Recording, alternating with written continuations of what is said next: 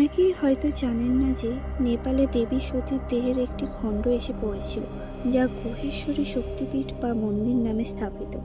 নেপালের কাঠমান্ডু জেলায় অবস্থিত গুহেশ্বরী মন্দির। এই মন্দিরে দেবীর আসনের নিচে যে জলধারা বয় তাকেই বৌদ্ধরা বারাহের যোনি নিঃসৃত তরল বা গর্ভতরল বলে মনে করেন। নেপালের কাঠমান্ডুর কথা উঠলেই সকলের চোখের সামনে ভেসে ওঠে ব্রহ্ম বাগমতী নদীর তীরে অবস্থিত পশুপতিনাথ মন্দির। এখানে মহাদেবকে পশুপতিনাথ হিসেবে আরতি করা হয়, কিন্তু অনেকেই খবর রাখেন না যে এখানে 1 কিলোমিটার দূরে রয়েছেন মা সতীর অষ্টম পীঠ। দেওঘরের সতীপীঠ যেমন ভৈরব বৈদ্যনাথের জন্য জনপ্রিয়, ঠিক তেমনই কাঠমান্ডুর এই পীঠভূমিও ভৈরব পশুপতির নাম। তান্ত্রিক এবং সাধকদের কাছে এই শক্তিপীঠ অত্যন্ত আকর্ষণীয় কেন্দ্র। পুরাণ কথা অনুযায়ী দেবী সতী পিতা দক্ষরাজের অমতে মহাদেবকে বিবাহ করেছিলেন। প্রতিশোধ নেওয়ার উদ্দেশ্যে যজ্ঞের আয়োজন করেন দক্ষ। মহাদেবকে তিনি আমন্ত্রণ জানাননি। স্বামীর অপমানে দুঃখিত হয়ে আত্মঘাতী হন দেবী সতী। ক্রোধে উন্মত্ত হয়ে ওঠেন মহাদেব।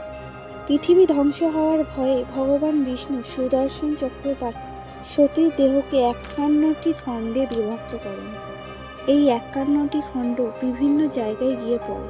এই সবকটি জায়গাকে একত্রে শক্তিপীঠ বলা হয়। শক্তির 51টি পীঠের মধ্যে অন্যতম হল গুহেশ্বরী সতীপীঠ। আবার শিবচরিত মতে এখানে সতীর দক্ষিণ জঙ্ঘা পতিত হয়েছিল। সতীর নাম মহাশিরা ও ভৈরবের নাম কপালী। দেবীর ভৈরব হিসেবে পশুপতিনাথের অস্তিত্ব রয়েছে। সতীর 51টি সতীপীঠ বা শক্তিপীঠের রক্ষাকর্তা হিসেবে প্রত্যেকটি জায়গায় ভৈরব হিসেবে মহাদেব বিরাজ করেন। অন্নদা মঙ্গল কাব্যে এই পীঠ সম্বন্ধে বলা হয়েছে, নেপালে পড়িল জঙ্ঘা কপালী ভৈরব, দেবী তার মহামায়া সদা মহোৎসব। দেবী ভগবত পুরাণে বলা হয়েছে, গুহ কাল্লা মহাস্থান নেপালে যত প্রতিষ্ঠিত। এটি আদি শক্তি বা মহাশক্তির মন্দির। কথিত আছে গুহেশ্বরী মন্দিরটি পশুপতিনাথ মন্দিরের শক্তি। মন্দিরের দেবী গুহ কাল্লী নামে পরিচিত।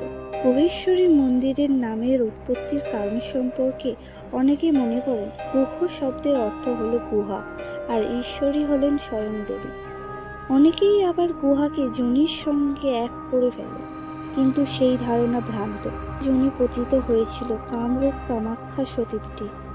ব্রহ্মাণ্ড পুরাণে ললিতা সহস্রনাম অধ্যায়ে ললিতার সহস্র রূপের মধ্যে 707তম রূপটি হল রুক্মিণী নামের উৎপত্তি।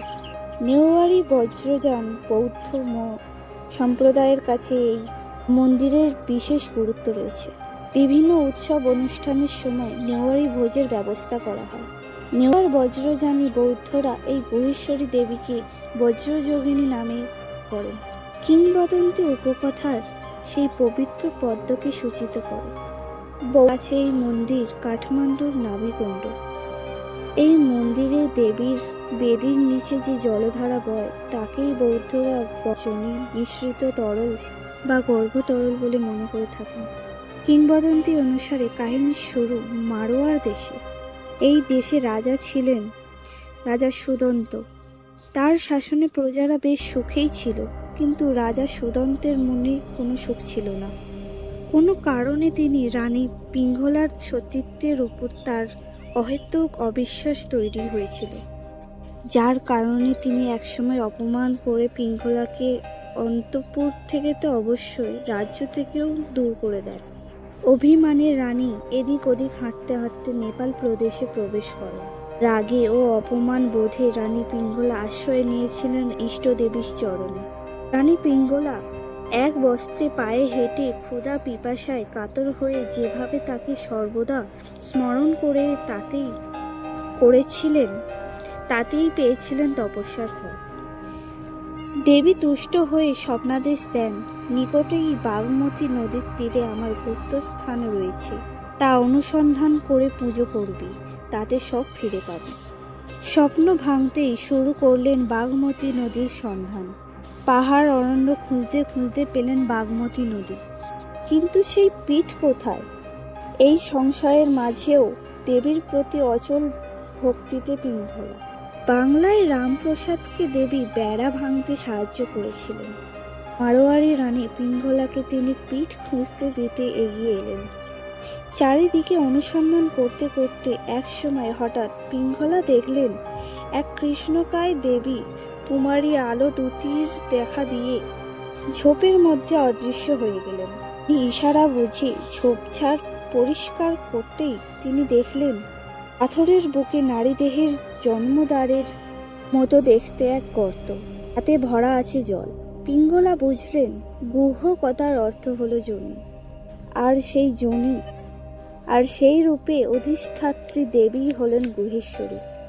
রানী গর্তের জল মাথায় নিয়ে ফুল দিয়ে পুজো করতে এবং সেই স্থানেই বাস করতে থাকলেন। ভিডিওটির পার্ট 2 দেখার জন্য চ্যানেলটিকে সাবস্ক্রাইব এবং ভিডিওটিকে লাইক করবেন অবশ্যই।